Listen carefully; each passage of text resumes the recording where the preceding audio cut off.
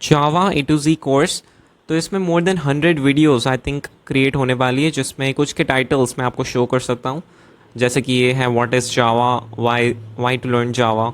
फिर नेक्स्ट में आएंगे एडवांटेज डिसएडवांटेज, ऐसे करके करते 18 तक हम इसके बेसिक्स ख़त्म कर देंगे, 18 वीडियोस तक।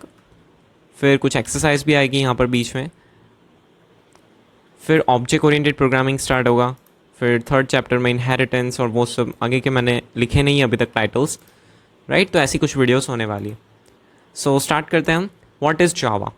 सो जावा is a popular programming language created Java is a popular programming language created in 1995. It is owned by Oracle and more than 3 billion devices, 3 billion devices मतलब 300 crore devices run Java.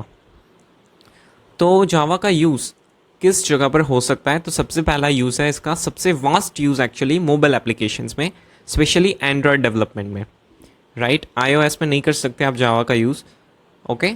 It is specifically for Android developments. फिर desktop applications में भी इसका use होता है। Web applications मतलब कि जो वेबसाइट्स की एप्लीकेशंस होती है, those are web applications.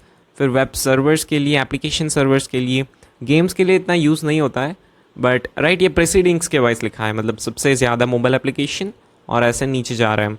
Games के लिए C# का यूज़ सबसे ज़्यादा होता है। फिर है डेटाबेस कनेक्टिविटी के लिए भी जावा का यूज़ होता है। अब सबसे पहले तो आपको ये पता होना चाहिए कि हमें कौन सी लैंग्वेज सीखनी चाहिए। बेसिकली मेन 3 लैंग्वेजेस है, राइट, जावा, पाइथन और सी। तो कुछ लोग क्या करते हैं, जावा से मान लीजिए आपने स्टार्ट किया और फिर आपको फ्यूचर में पता चला कि मुझे तो आर्टिफिशियल इंटेलिजेंस करना है, मशीन लर्निंग करना है, तो उसमें जावा आपको हेल्प नहीं करेगा, उसमें आपको पाइथन हेल्प करेगा, राइट।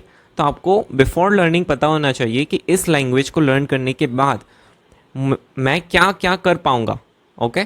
तो यहाँ पर मैंने जावा, पाइथन और सी तीनों की कंपैरिजन लिखी है। So let's see. First of all Java आपको कब लर्न करना चाहिए? तो जावा is a very versatile language widely used in enterprise software development. तो मोस्ट ऑफ द कंपनीज है वहाँ पर जावा सबसे ज़्यादा यूज़ होता है, क्योंकि जावा की सिक्योरिटी काफ़ी अच्छी होती है, राइट। सो बैंकिंग सेक्टर में भी जावा का ही यूज़ होता है। एंड्रॉयड ऐप डेवलपमेंट आपको पता ही है, एंड्रॉयड्स की कितनी सारी ऐप्स आती है, गूगल प्ले स्टोर पे सारी ऐप्स है दैट आर एंड्रॉयड ऐप्स।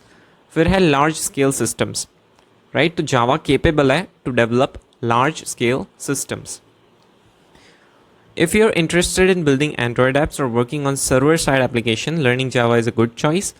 फिर Java also has a strong presence in financial industry, जैसे कि मैंने कहा बैंकिंग में, and it is commonly used in high performance computing. Okay?